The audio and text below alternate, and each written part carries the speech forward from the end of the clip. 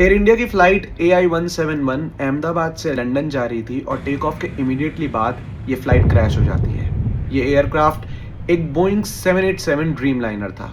अब ये बात जाननी बहुत ज़रूरी है क्योंकि पिछले साल बोइंग के एक इंजीनियर सैम सहलेपुर ने विसल ब्लोअर बन के ये क्लियरली बताया था कि 1000 से भी ज़्यादा ड्रीम लाइनर्स को स्ट्रक्चरल डिफेक्ट्स के साथ असेंबल किया जा रहा है। उन्होंने पॉइंट आउट किया कि बोइंग ने ज़रूरी सेफ्टी स्टेप्स को इग्नोर किया और ये लॉन्ग रन में जाके बहुत बड़ी प्रॉब्लम बन सकता है, लेकिन उनकी बात को इग्नोर किया गया, उनका ट्रांसफर करा दिया गया और उन्हें चुप करा दिया गया। और ये अहमदाबाद वाला इंसिडेंट पहला केस नहीं है। 2020 में भी एक air India express flight 1344 Boeing 737 कोडी कोड में क्रैश हो गया। 2019 में भी ऐसा ही कुछ हुआ जब बोइंग 737 मैक्स, लायन एयर और इथोपियन एयरलाइंस क्रैश हो जाती है और कम से कम 350 लोगों की जान चली जाती है।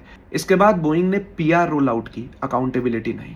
अब FAA ने इन्वेस्टिगेशन स्टार्ट कर दिया, लेकिन यहाँ पर सवाल ये है कि कब एक इंसान की जान इनके शेयर प्राइसेस या इनके प्रॉफिट से ज्यादा मानी जाएगी, कब क्वालिटी कंट्रोल डैमेज कंट्रोल से ज्यादा इंपॉर्टेंट माना जाएगा। और ये सभी क्लियर फैक्ट्स है। अब इंस्टाग्राम पर सब लोग एविएशन एक्सपर्ट्स बनने की कोशिश करेंगे, एयर इंडिया अपने ब्रांड को बचाने की पूरी कोशिश करेगा, लेकिन क्या ये उन लोगों को वापस ला सकते हैं जिन्होंने उस प्लेन को बोर्ड करा था ये सोच के कि वो अपनी मंजिल तक पहुंचेंगे? हम लोग ब्लेम करने में बहुत जल्दी करते हैं, चाहे वो मेंटेनेंस हो या और कोई कारण हो जिसमें एयर इंडिया की एक हिस्ट्री है।